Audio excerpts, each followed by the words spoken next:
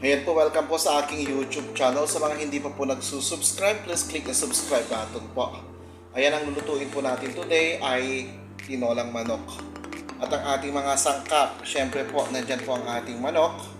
Meron po tayong sili, kamatis, bawang, luya, sibuyas. Nandyan po ang ating garlic powder, ang ating chicken cubes, ang ating magic sarap. Meron din po tayong black pepper, ang ating oil, may repolyo po ako. Kung ano yung available na vegetables, yun na po. Ayan po, meron tayong repolyo, patis, at talong. Yan po ang ating mga sangkap sa ating lulutuing tinolang manok.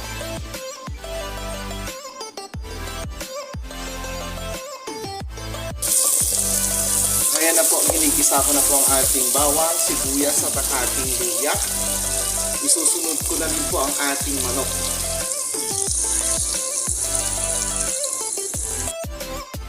Ayan na po, nilagay ko na rin ang ating manok. Ayan, igisa-gisa lang po natin siya. Ayan, takpan po natin. Ayan na po ang ating manok. Ayan, lalagyan ko na po siya ng patis.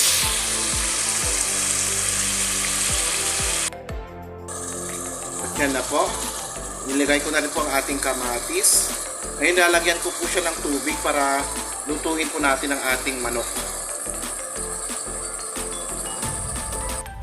Yan na po, nilagyan ko na po siya ng tubig at nilagyan ko na rin po siya ng isang chicken cubes.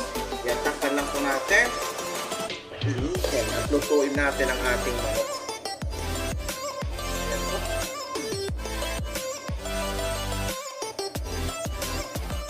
Yan na po ang ating tinolang manok. Ayan, tikman po natin at templahan. Lalagyan ko na po siya ng magic sarap. Ayan po, nalagyan na natin ng magic sarap, black pepper at saka garlic powder. Ayan, ilalagay ko na rin po ang ating talong. Ayan. Po, nilagay ko na ang ating talong at ang ating sili. Tatakpan ulit natin. Ayan na po. Ihahalo ko na po ang ating repolyo. Nandiyan na po ang ating tinola. Ayan. Makulo na lang po. Lutuin ng konti yung repolyo.